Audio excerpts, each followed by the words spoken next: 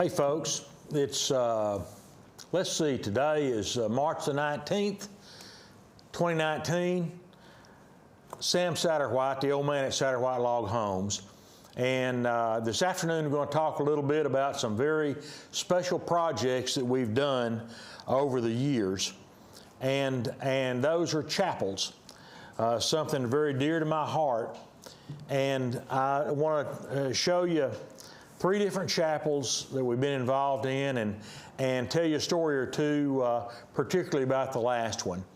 The first one I'd like for you to see is a chapel that we built for Azleway Boys Ranch over near Tyler, Texas. This was a very, very special project for me because I took my mother over to Azleway's campus. We walked over a hill and she picked the spot where we were going to build that chapel, and that meant a lot to me. Also, for Azleway is a youth facility for boys that need a place to stay, residential facility, and I served on the board of Azleway for 2 or 3 terms back in the, I guess it was probably the late 80s. But you know, a really, really neat facility started by a buddy of mine named Bill Partridge. But Bill and Dana were directors of Azleway for a long, long time. The chapel that we built, Azleway didn't spend a dime on it, but a group of us got volunteers to donate the money and a lot of the materials so that it was just a gift to the boys at Azleway that, as far as I know, they still use it. Something I'd like for you to see, which you've got some pictures up on it, Danny. And I want you to look at this. And the next shot you're going to see, you notice it's called Chapel in the Pines. But if you look at the outside of this, the idea of the way the front of that chapel is built came from another chapel built between Diana and Harleton, Texas. It's the Josephine Davidson Memorial Chapel, which a former federal judge built in honor of his mother back in the early 50s. Well, if you look at the front of this, something that it has in common with that Davidson Chapel is that rock at the entrance that you see is not just a wall at the entrance, but that's also an outside pulpit where at Josephine Davidson they'd have outdoor services, and the preacher or whoever was handling the meeting would stand and have a pulpit to talk from. And so we did the same thing when we built the chapel at Azleway, which I think is kind of a neat touch. Let's see the insides, if you got some pictures there, Danny, of that, and I looked across up in the gable of that. But at the time, this is probably one of the favorite buildings that we'd ever constructed. And since then, and probably before then too, we built a lot of other structures that were used for religious purposes and several chapels around. At a later date, we'll probably do another session talking about chapels and facilities that are owned by churches or church camps, church groups. The next one that I want us to see is something that's really close to Danny's heart, and we're still looking at the inside of the chapel at Azleway. Now, this is the Kelsey Heritage Center west of Gilmer, Texas. This is at an old community beside an unbelievably beautiful cemetery. And this is an old Mormon community that was established after the Civil War. And they use it for meetings for the cemetery. They can hold they've held a number of different services there, but it is a beautiful chapel that we didn't build it. We were we're involved in the design of it, and we provide the material to some folks that were instrumental in it, particularly a friend of mine named Orville Lindsay, but a buddy of mine named Bob Pilcher did the actual construction on this. But it's an absolutely beautiful building, and it's a multi-purpose. Look out across the cemetery. That's the most, maybe the prettiest cemetery I have seen in Texas anywhere. But if you get a chance, you need to go by and see that. That was just built, and I think it was dedicated last year sometime. But it was under construction in 17 and 18. Most of the wood on the inside that you're looking at is Eastern aromatic or our native cedar. But absolutely beautiful building. We're proud to have been involved in that chapel at Kelsey. Got a story or two to tell you about the next one that you're going to see in just a few minutes. And I don't know if you folks believe quite like I do. I know I'm a little bit different, but I was directed to build a chapel on our family ranch. Very, very, very special to me. And when I say directed, I mean absolutely directed. I felt in my heart I was supposed to do it, and I prayed a lot about this. Are we going to use it for what purposes? Is it just for family? Is it for other folks to use? I think I decided on my own we ought to build it next to the family cemetery, and you'll see in just a minute what I'm talking about. The cemetery, our son Nick built the gate and all the fence. He actually built the cemetery, which made me awfully proud of him for doing that. And then the chapel itself has been a family project. I've got a buddy named Tim Whitfield that's worked with Satterwhite for now almost 42 years. And I consider him a brother, so it's still family that built that. But Tim and his guys did some of the work on the roof of that. Most of the work on the chapel, though, was immediate family of mine. I couldn't get any clarity about the size and exact purpose I was supposed to build it for. I prayed about it a lot and just couldn't seem to get that direction. I talked to family, and nobody except our youngest daughter, Lindsay, had an opinion. And her statement about it was, well, don't build it big enough for my wedding because I don't intend to be married next to a cemetery. Well, you know, an awful lot of churches are next to cemeteries, but she's as hard-headed as I am, so I didn't want to argue with her and try to talk her out of that. But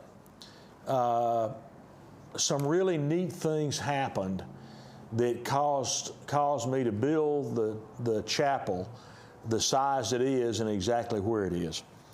I've got a buddy that is retired, and we do some traveling together. His name is Tommy Aker. And Aker and I have been close friends since high school. And he likes to travel with me. Well, he was going to go on a trip with me to visit Chama, New Mexico, where we were putting a mill in, and then up to our main mill in Gunnison, Utah, and then back home. And so we go on this trip, and we spent several days on the road together. And coming back from Gunnison, Utah, we came across south central Colorado, then clipped across the corner of New Mexico into the Texas Panhandle. We spent the night at Raton, New Mexico, and the following afternoon, I had a meeting already lined up with some folks that turned out to be just great friends of ours, Wayne and Jennifer Thorpe. west of San Angelo. Well, if you look at a map from Raton, New Mexico to 30 miles past San Angelo is a pretty good stretch. And so I knew that we were going to be really pressed for time to meet the Thorpes at their location, where we ended up building them a beautiful, beautiful house on their family ranch. As the morning progressed, after we left Raton, we got to the Texas Panhandle at Texline. Then down the road is Dalhart. Well, that's right up in the top corner of Texas. And I've been up and down Highway 87 and then 287 getting there hundreds of times. And I've always noticed a sign as you are going through downtown Dalhart on Highway 87, XIT Ranch Museum off to the west. Well, this particular morning, it's about 8:30 in the morning, and Tommy and I are booking it down through town. Don't have time for any side trips at all. But when I saw that sign, XIT Museum, I started turning the pickup that direction. And well, I was in a Suburban instead of a pickup that particular trip. But I immediately started turning. I told Tommy, I don't know why, but we have got to go to the museum this morning. We've got to stop. And of course, Acre loves to read all the signs anywhere.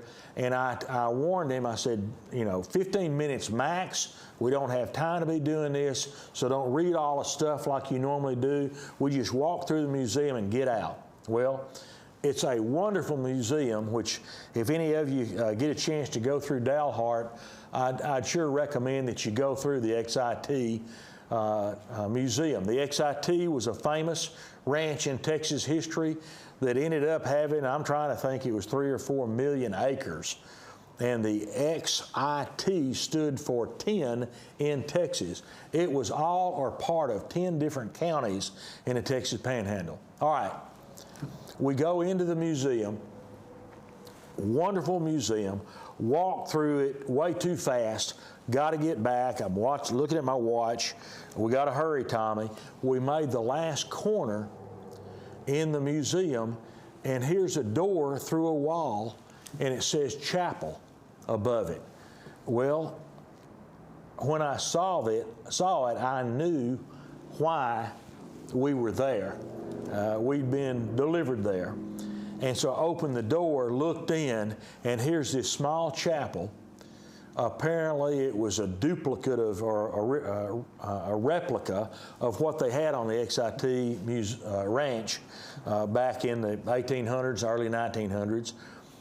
I looked in, realized what I was looking at, so I walked out to the Suburban, got a tape measure, and came in and measured it length and width, and that's what we built for our chapel out on our ranch, which our chapel there is named Francis Chapel on the Double S Ranch.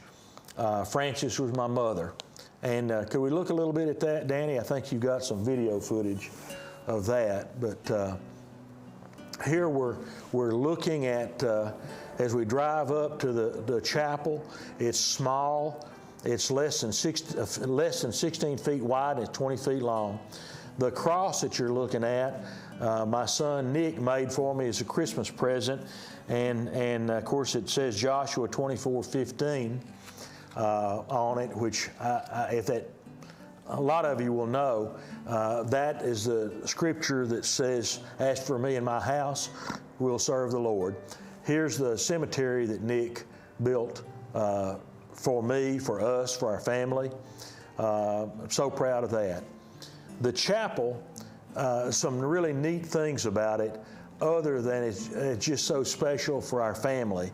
The pews I built myself. My cousin Ken Satterwhite helped me some on those, but those are out of a couple of giant cedar trees that were on the ranch. And when I cut them down, I realized that the pasture that they were in had belonged to my great-grandfather in 1879. And I cut them down and started counting growth rings. And the trees that we built these from, he had plowed around in the 1880s.